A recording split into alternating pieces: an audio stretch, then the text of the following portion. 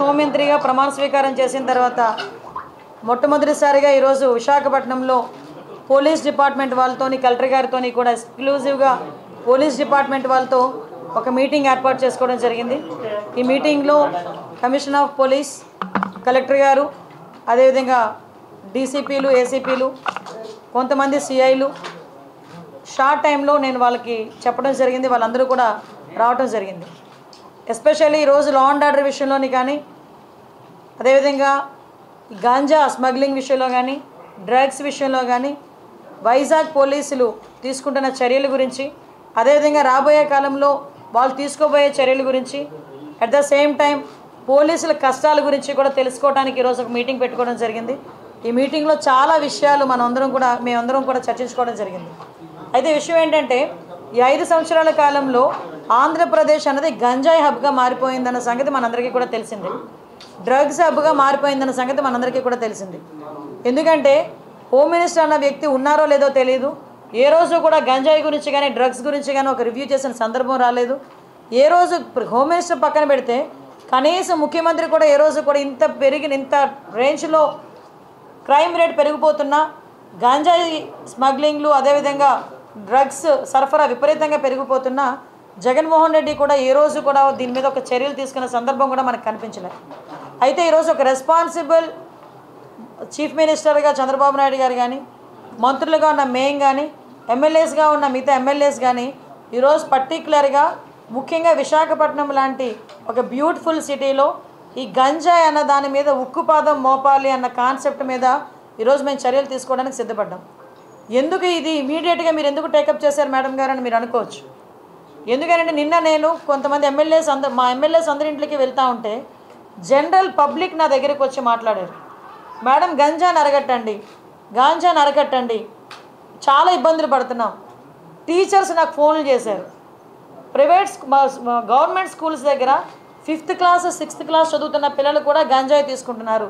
అంటే గంజాయి అంత విచ్చలవిడైపోయింది, విపరీతంగా వైజాగ్లో దొరుకుతోంది.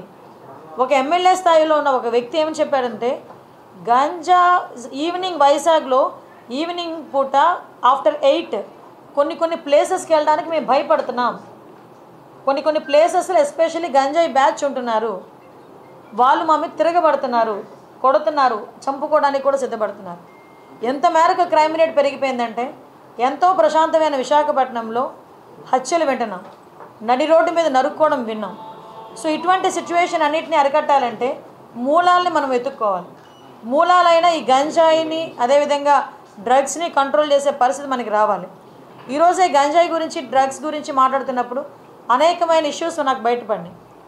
అంటే నేను అంటానంటే ఎక్కడ ఈ గ్యాప్ నడుస్తుంది, మనకి సోర్సెస్ కట్ అయిపోయాయని అఫీషియల్స్ చెప్తున్నారు. సోర్సెస్ కట్ అయిపోయినా కూడా రోజు రోజుకి ఎందుకు ఈ డ్రగ్స్ కేసెస్ కానీ, గంజాయి కేసెస్ కానీ పెరుగుతున్నాయి? మీకు తెలుసా, ఈరోజు వాళ్ళు ఇచ్చిన రిపోర్ట్ ప్రకారం చూస్తే 1252 మంది ఈ రోజుకి జైల్లో ఉన్నారు. డ్రగ్స్ మన గంజాయి కేసులో పట్టుబడిన వాళ్ళు ఆంధ్రప్రదేశ్లోనే మొట్టమొదటిగా. మిగతా జిల్లాలన్నీ కలిపి 385. అంటే వైజాగ్లో గంజాయి సరఫరా ఎంత దారుణంగా జరుగుతుందో మీరు అందరూ అబ్జర్వ్ చేసుకోవచ్చు. ఇది నేను డిపార్ట్మెంట్ వాళ్ళు ఇచ్చిన నోట్. ఇది నాకు నిజంగా ఆశ్చర్యం అనిపించింది. నోట్ చూస్తే 1230 మంది ఆల్రెడీ జైల్లో ఉన్నారు. మొత్తం ఏంటి, మన ఒక్క విశాఖపట్నం జిల్లా, మిగతా జిల్లాలు అన్నీ కలుపుకొని 385 మంది. ఇది రిపోర్ట్ పోలీస్ డిపార్ట్మెంట్ వాళ్ళు ఇచ్చింది. అంటే ఎంత మేరకు మనకి ఇక్కడ గంజాయి అన్నది సరఫరా అవుతుందో తెలుసు. మనం ఎంత దారుణమైన సిచ్యువేషన్ అంటే, అరే గంజాయి ఈ రోజు వరకు నిర్మూలన చేయడానికి 5 సంవత్సరాల కాలంలో కనీసం ఒక రివ్యూ కూడా పెట్టలేదంటేనే విచ్చలవిడితనం ఎక్కడ పెరిగిందో మనకు అర్థమవుతుంది. ఆఖరికి వైఎస్ఆర్సీపీ నాయకులు కూడా గంజాయిలు అమ్ముకోవడంలోని, గంజాయి వ్యాపారంలోని ఇన్వాల్వ్ అయిపోయారు. కాబట్టి వాళ్ళు అసలు దీని మీద కనీసం దృష్టి పెట్టలే. ఏమంటే చింతపల్లి నుంచి, జీమాడుగల్ నుంచి, అటువైపు నుంచి, అదేవిధంగా మనకి ఒడిశా నుంచి, ఇలాంటి మల్టిపుల్ ప్లేసెస్ నుంచి మనకి గంజాయి సరఫరా అవుతుంది. మనకి ఎన్ని చెక్ పోస్టులు ఉన్నాయండి అని డిపార్ట్మెంట్ వాళ్ళని అడిగితే 3 చెక్ పోస్టులు ఉన్నాయని చెప్పి. 3 చెక్ పోస్టులు ఉన్నాయి. ఎందుకు రాదండి లోపలికి? మనకి వైజాగ్కి ట్రాన్స్పోర్టేషన్ ఎక్కువ, ఇటు ట్రైన్స్ కానీ, ఇటు ఫ్లైట్స్ కానీ, రోడ్ ఫెసిలిటీస్ ద్వారా వ్యాన్లు, మిగతా అన్నీ, దాంట్లో ఈవెన్ 2 వీలర్, ఆఖరికి అమెజాన్లో కూడా పెట్టుకొని అమ్మేసుకుంటున్నాడండి డ్రగ్స్ని. కర్రీ లీవ్స్ అని పేరు చెప్పుకొని అమ్మేసే పరిస్థితి కనిపిస్తూ ఉంది. నిజంగా ఇది మనం చాలా సీరియస్గా తీసుకోవాల్సిన ఇష్యూ. అంటే అంత క్రిటికల్ సిచ్యువేషన్లో ఈరోజు వైజాగ్ పరిస్థితి ఉంది. నేను ఎందుకు దీని మీద ఇంకా ఛార్జ్ తీసుకోకుండానే నేను రివ్యూ పెట్టానంటేనే ఒకసారి దీని సీరియస్నెస్ ఏంటన్నది ఆలోచించండి. నేను ఇంకోటి కూడా చెప్పాను, టాస్క్ ఫోర్స్ ఏర్పాటు చేయండి. ఈ రోజు నుంచే టుడే ఆన్వర్డ్స్ ఆఫ్టర్ 8:39 గుంపులుగా పిల్లలు ఎవరైనా ఉన్నా, గంజాయిలు తీసుకుంటున్నట్టుగా రోడ్డు పక్కన ఉన్న చీకట్లో ఉన్న, మీకు నచ్చిన పని చేయండి అని పోలీసుల వాళ్ళకి నేను క్లియర్ ఇన్స్ట్రక్షన్ ఇచ్చాను. అట్ ద సేమ్ టైం ఈరోజు కొంచెం మరీ ఇంకోటి విషయం ఏంటంటే, స్మెల్ డిటెక్ట్ చేయాలి. వీళ్ళు డిటెక్ట్ చేయాలి ఈ గంజా ఎక్కడుంది ట్రాన్స్పోర్టేషన్ టైంలో. స్మెల్ డిటెక్ట్ చేయడానికి రెండు ఉన్నాయి డాగ్స్ ప్లాన్.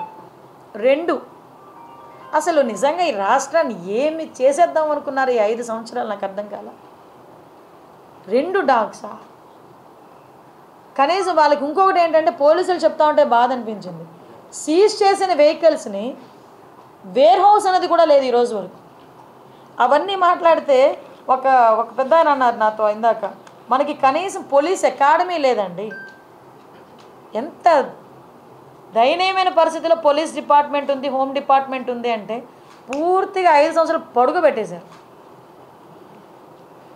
మీకు పోలీస్ అకాడమీ కట్టడానికి సెంట్రల్ గవర్నమెంట్ ఫండ్ 500 కోట్లు కర్నూలు దగ్గర మనకి అక్కడ అలాట్ అయింది. ఆ డబ్బులు ఏమండి అంటే ఏమో. గ్రేహౌండ్స్ అకాడమీకి మన దగ్గరే జగన్నాథపురంలో 1000 కోట్లు అలాట్ అయింది. వర్కులు జరుగుతున్నాయా అంటే తెలియదు. ఈరోజు వరకు అది ఎక్కడుందో కనిపించలేదు ఈ 5 సంవత్సరాల్లో. అంటే ఎలాగ పోలీసులు వర్క్ చేస్తారు? పోలీసులకు ఇవ్వాల్సిన మినిమం ఫెసిలిటీస్ కూడా ఇవ్వకుండా పోలీస్ డిపార్ట్మెంట్ మీద మనం ఎంత ప్రెషర్ పెట్టినా పరిస్థితి ఏంటి? ఈరోజు ఇలాంటి ఇష్యూస్ని చాలా మేము డిస్కస్ చేస్తున్నాం. డెఫినెట్గా గాంజాయి విషయంలో ఉక్కుపాదం మోపడం అనేది ఖాయం. గంజాయి విషయంలో బతికేద్దాం, గంజాయితోనే వ్యాపారం చేసేద్దాం అనుకున్న ఎవరైనా ఈ రోజుతో క్లోజ్ చేసుకోండి. దీని మీద పర్యవేక్షణాలు చాలా సీరియస్గా ఉంటాయి. గంజాయితో దొరికితే ఏదో పాపం ఎంత దారుణం అంటే 18 నుంచి 25 సంవత్సరాల లోపు ఉన్న వాళ్ళు ఎక్కువ మంది ఈ గంజాయి ట్రాన్స్పోర్టేషన్లో. వాళ్ళు చెప్తూ ఉంటే బాధ అనిపిస్తుంది. ఒకరోజు నేను అక్కడ కూడా ఒకసారి సెంట్రల్ జైలు కూడా ఒకసారి వెళ్ళి చూస్తాను ఒకసారి వెళ్ళి. అక్కడ కడుపుతో ఉన్నవాళ్ళు, ప్రెగ్నెంట్ లేడీస్, చిన్న పిల్లలు, వాళ్ళందరూ కూడా ఈరోజు 1200 మంది జైల్లో ఉన్నారంటే ఏంటి దాని పరిస్థితి ఏంటి? అంటే ఇన్ని సంవత్సరాలు, ఈ 5 సంవత్సరాలు విశాఖపట్నాన్ని రాజధాని చేసేస్తానని మాట్లాడి ఏందయ్యా రాజధాని చేసామంటే గంజాయికి రాజధాని చేశారు, డ్రగ్స్కి రాజధాని చేశారు. రోడ్డు మీదకి వెళ్తూ ఉంటే భయం వేస్తూ ఉంది. ఇటువంటి సిచ్యువేషన్ నుంచి కంపల్సరీగా ఒక మార్పు అయితే తీసుకురావాలి. ఆ మార్పు తీసుకురావడానికి వైజాగ్ ప్రజల్ని కూడా నేను సపోర్ట్ కోరుకుంటున్నా. డెఫినెట్గా పోలీస్ వాళ్ళకి సపోర్ట్ చేయండి. ఇంకొకటి కూడా చెప్తున్నా, గంజాయి విషయంలో నేను పోలీసులకి ఇన్ఫర్మేషన్ ఇది కూడా చెప్పాను. గంజాయి విషయంలో ఎవరైనా పట్టుబడిన తర్వాత పోలీస్ డిపార్ట్మెంట్ వాళ్ళకి మేము అధికార పార్టీకి సంబంధించిన వాళ్ళు మనం చెప్పినా కూడా మీరు టాలరేట్ చేయొద్దు అని చెప్పా. ఎవరైనా ఒకటే తప్పు చేసినవాడు గంజాయి విషయంలో ఎట్టి పరిస్థితుల్లోని తెలుగుదేశం పార్టీ వాళ్ళైనా, జనసేన, బీజేపీ ఏ పార్టీ వాళ్ళైనా, ఆఖరికి వైఎస్ఆర్సీపీ వాళ్ళైనా ఎట్టి పరిస్థితుల్లోని ఎవరిని కూడా టాలరేట్ చేయాల్సిన అవసరం లేదు. టాలరేట్ చెయ్యం, ఎట్టి పరిస్థితులను టాలరేట్ చెయ్యం. టాస్క్ ఫోర్స్ ఈ రోజు నుంచే రంగంలో దిగుద్ది. చెక్ పోస్టులు పెంచుతున్నాం. చెక్ పోస్టుల దగ్గర సీసీ కెమెరాస్ కూడా మేము అరేంజ్ చేసుకోవడానికి సిద్ధపడుతున్నాం. చెక్ పోస్టుల దగ్గర సీసీ కెమెరాస్తో పాటు దాన్ని మానిటర్ చేయడానికి ఆల్రెడీ కంట్రోల్ రూమ్స్ దగ్గర ఉన్నాయి. కాకపోతే నాకు ఎంత బాధ అనిపిస్తుందంటే ఇవన్నీ మేము చేయగలమని వాళ్ళు చాలా కాన్ఫిడెంట్గా చెప్పారు పోలీసు. కానీ ఈరోజు సిటీలోనే చూస్తే 1700 సీసీ క్యామ్స్ ఉంటే 700 పనిచేస్తున్నాయంట. ఏంటి అంటే మెయింటెనెన్స్కి డబ్బులు లేవు. ఈ 5 సంవత్సరాలు పోలీస్ స్టేషన్ మెయింటెనెన్స్కి డబ్బులు లేవు. వాళ్ళు ఇచ్చే 8000 రూపాయలు కూడా ఈ 5 సంవత్సరాలు ఇవ్వలేదు. ఏమైపోయిందండి ఈ డబ్బంతా? ప్రతి నెల 8000 రూపాయలు వాళ్ళకి వచ్చే మెయింటెనెన్స్, అంటే ఆ స్టేషనరీకనో దేనికనో ఖర్చులకనో దేనికనో వెళ్తే దానికి కూడా 8,000 రూపాయలు కూడా ఈరోజు వరకు లేవు. ఏఆర్ ఎవరైనా వాళ్ళని విఆర్లో పెడితే పని చేయించుకుంటారు కానీ జీతాలు ఎవరు పోలీసులకి. ఈ 5 సంవత్సరాల దుస్థితి అది పోలీసుల దుస్థితి. నేను ఛాలెంజ్గానే తీసుకుంటున్నా, డెఫినెట్గా నేను ఛాలెంజ్గానే తీసుకుంటున్నా. ఎందుకనంటే ఈరోజు వరకు ఆర్లో పోలీస్ స్టేషన్లో ఒకసారి మీరు చూస్తే షెడ్లు వేసుకొని ఉన్నారండి. పోలీస్ స్టేషన్లో మినిమం ఫెసిలిటీస్ లేవు, మినిమం ఇమ్యూనిటీస్ కూడా కల్పించకుండా పోలీసులు ఉద్యోగాలు చేయమంటే ఎలా అవుతుంది? అలాగే నన్ను ఆల్ ఆఫ్ సడన్ వీళ్ళకి నేను ఏదో చేస్తాను కదా, చెయ్యొచ్చు. సిఎస్ఆర్ ఫండింగ్స్ ఉన్నాయి. కలెక్టర్ గారికి ఒకసారి కలెక్టర్ గారు నిజంగా 5 సంవత్సరాల్లో కలెక్టర్ గారు కూడా దృష్టి పెట్టుంటే వాళ్ళకి ఎంతో కొంత మంచి జరిగేదేమో. ఈ రోజు వరకు ఒక అకాడమీకి కానీ వీటికి వచ్చిన డబ్బులు ఏమైపోయినాయి? అవన్నీ పక్కన పెట్టండి. ఎకడమికల్ ఇష్యూస్ అన్నీ పక్కన పెట్టండి. టెక్నికల్గా మనం చూసుకున్నా, వాళ్ళ వర్క్ సైడ్ మనం చూసుకున్నా డెఫినెట్గా ఉన్న పోలీస్ డిపార్ట్మెంట్ వాళ్ళకి ఇంకొకటి విషయం చెప్తున్నా. ఈరోజు ఎవరైతే రిజర్వ్ పోలీసులు కొంతమంది ఉన్నారు, ఏపీఎస్బీ వాళ్ళందరూ కూడా ఏదో ఆ టైంకి వస్తారు, ఆ టైంకి వర్క్ చేస్తుంటారు, మళ్ళీ బ్యాక్కి వెళ్తుంటారు. అలాంటి వాళ్ళని కూడా మేము ఇంటిగ్రేట్ చేసి వాళ్ళతో కూడా కోఆర్డినేట్ చేసుకొని ఫర్దర్గా ఎటువంటి చెక్ పోస్టుల దగ్గర కానీ ఎక్కడైనా డ్యూటీస్ వేసేటప్పుడు వాళ్ళని కూడా యూజ్ చేసుకునేటట్టుగా ఎటువంటి టెక్నికల్ ఇష్యూస్ వాళ్ళకి లేకుండా ఒకసారి మొత్తం అఫీషియల్స్ అందరితోనే మాట్లాడి దాన్ని కూడా ఇంటిగ్రేట్ చేస్తాం. నాకు ఆశ్చర్యకరమైంది ఏంటంటే, ఇది పొలిటికల్, ఆశ్చర్యకరమైంది ఏంటంటే ఇన్ని ఫెసిలిటీస్ లేకపోయినా మాలాంటి వాళ్ళ దగ్గరికి వచ్చి ఎందుకు అరెస్టులు చేసేవారో మాకైతే అర్థం కాదు. పోలీసులు ఎందుకు అంత ప్రాణం పెట్టి పనిచేశారు? ఏమీ కల్పించకపోయినా పోలీసులను పెట్టి అంత ప్రాణం పెట్టి పనిచేశారే. మరి అన్ని ఫెసిలిటీస్ కల్పిస్తే మరి ఇంకెలా పనిచేస్తారో చూడాలి. ఏమో చూడాలి. అంటే మా మీద అంటారా వాళ్ళ మీద అంటారా? నేను ఇంకోటి కూడా చెప్పా, ఎట్టి పరిస్థితుల్లోని కూడా సమయానికి అనుకూలంగా ఏదో సేఫ్ గేమ్ మాత్రం ఆడొద్దు. పోలీసులు కూడా ఇన్స్ట్రక్షన్ ఇచ్చి no safe games, only straight game. ఎట్టి పరిస్థితుల్లోని 3 నెలల్లో మార్పు తీసుకొస్తాం. 3 నెలలు టైం ఇచ్చా. 3 నెలల్లో ఎట్టి పరిస్థితుల్లోని వైజాగ్లో గంజాయి అన్నది ట్రాన్స్పోర్టేషన్ కానీ గంజాయి విచ్చలవిడితనం కానీ మేము తగ్గిస్తాం. నాకు చాలా కాన్ఫిడెన్స్ ఉంది. డెఫినెట్గా ఆ రకంగానే పనిచేస్తాం. నేను ఛార్జ్ తీసుకొని వచ్చిన తర్వాత కూడా డీ అడిక్షన్ సెంటర్స్ మరీ దారుణం అండి. 3 ఉన్నాయట, 30 మంది ఉన్నారట. ఇక్కడేమో 1,200 మంది ట్రాన్స్పోర్ట్ చేసిన వాళ్ళు పట్టుకున్నారు. 30 మంది డీ అడిక్షన్ సెంటర్లు అంటే 6 days 7 days సరిపోతాయి అన్న ఫీలింగ్. ఏదో ఆర్గనైజేషన్స్ ద్వారా చేస్తున్నారు. కేజీహెచ్లో ఎందుకు మనం ఒక బ్లాక్ తీసుకోలేకపోతున్నాం? So at the same time schools దగ్గర అవేర్నెస్ ప్రోగ్రామ్స్ కండక్ట్ చేయాలి. ట్రైబుల్లోని మనకి ట్రైబల్ ఏరియాలో అవేర్నెస్ ప్రోగ్రామ్స్ కండక్ట్ చేయాలి. పోలీసుల పరిస్థితి ఎలా అయిపోయిందంటే మాకు టీఏడిఎల్ లేవండి, ఆఖరికి ఏజెన్సీ అలవెన్స్లు కూడా లేవు 5 సంవత్సరాలు. సో అన్నిటినీ కూడా స్ట్రీమ్లైన్ చేస్తాం.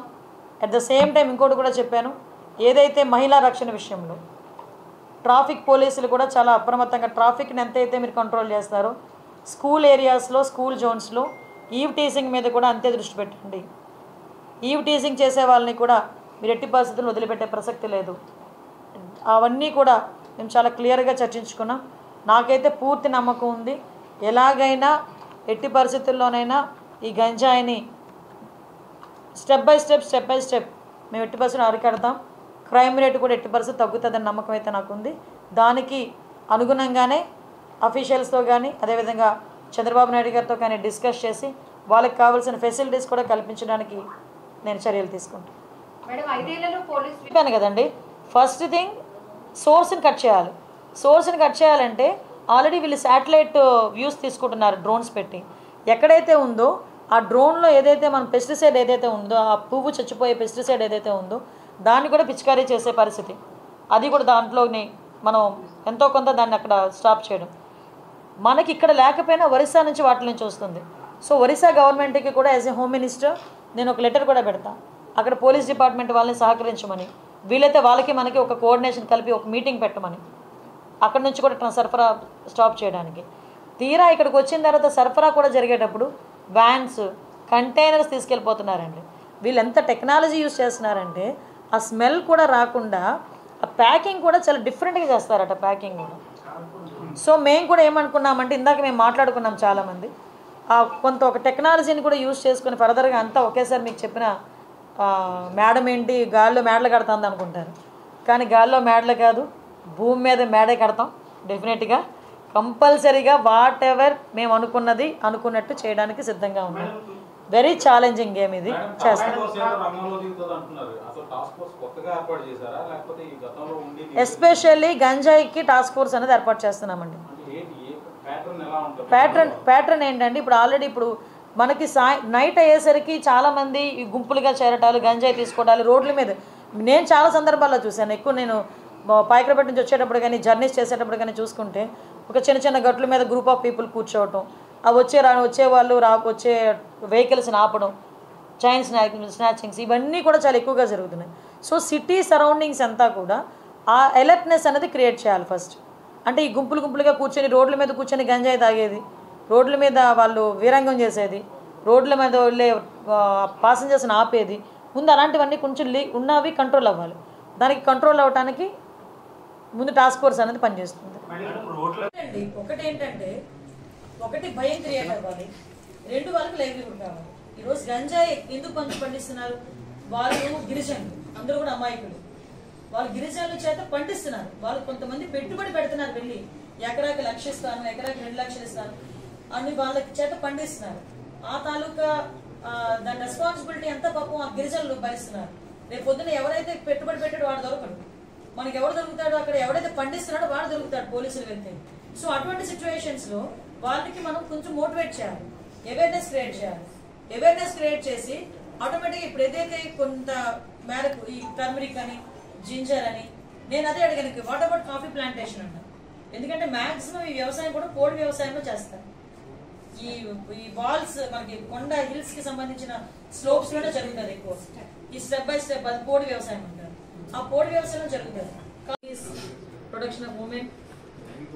థర్డ్ కూడా ఏంటంటే భూములు కబ్జాలు కాకూడదు. మేడం ఆపరేషన్ పరివేతం పేరుతో ప్రభుత్వం ఇప్పటికే చాలా వరకు కూడా గంజాయి సాగు చేసే వాళ్ళు గంజాయి పండించే రైతులకు ప్రత్యామ్నాయంగా ఏదైనా వాణిజ్య వస్తువులు పండించే అవకాశం ఇస్తే మంచి పాయింట్ అడిగారు.